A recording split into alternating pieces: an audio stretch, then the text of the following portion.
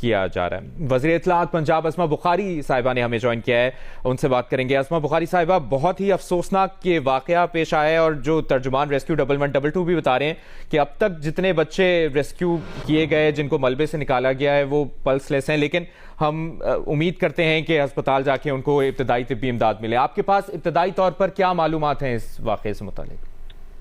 جی بہت شکریہ۔ میرے پاس تکلیف کا جو ہے وہ کر سکوں جو اس وقت ان بچوں کے اہل خانہ، ان کے والدین گزر رہے ہوں گے۔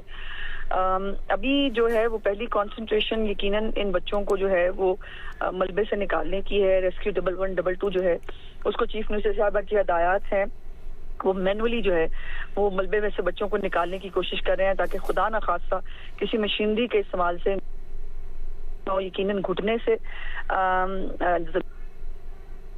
سے یقیناً ان کو سانس لینے میں پرابلم ہو رہی ہے، بٹ جو بچے ہاسپٹل پہنچ گئے ہیں انشاءاللہ تعالیٰ پوری کبھی امید ہے چیف منسٹر صاحبہ کی پوری ہدایات جو ہے وہ ہنگامی وہ کر دیے گئے ہیں اور تم کو طبی امداد دی جا رہی ہے۔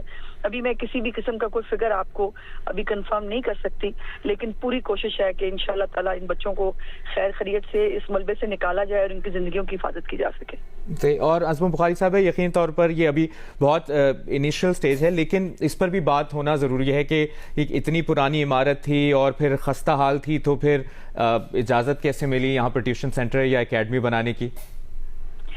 پرابلم یہ ہے نا کہ جی ہم رولز ریگولیشنز کے انڈر تو اس ملک میں جہاں بھی آپ رول ریگولیشن بنائیں گے وہاں پر جو ہے وہ پابندیوں کو اس کو کہا جاتا ہے۔ ہم رولز ریگولیشنز کے انڈر آنا شاید پسند ہی نہیں کرتے۔ اب یہ گھر ہے جی، اس گھر کے اندر انہوں نے ٹیوشن سینٹر بنایا ہے اور اس کے لیے وہ کوئی اجازت کہیں سے لیتے نہیں ہیں، لیکن ابھی ہم ذرا اس ہنگامی حالات سے نکل لیں تو چیف منسٹر صاحبہ یقیناً اس کے اوپر جو ہے وہ فیوچر میں ایسے واقعات نہ ہوں۔ یہ جو نجی ٹیوشن سینٹرز ہیں جو گھروں میں بنائے جاتے ہیں، لیکن یقیناً وہاں بچے پڑھتے ہیں، وہ کچھ فیس بھی دیتے ہوں گے، لیکن یہ اس طرح ان بچوں کو جو ہے وہ بغیر ٹیوشن سینٹر پہ پیسے لگائے وہ جو ان سے فیسیں وصول کی جاتی ہیں ان میں ان کی زندگیوں کو اس طرح سے خستہ حال چھت کے نیچے جو ہے بٹھا دیا جائے، اس پہ چیف منسٹر صاحب بہت خفا ہیں۔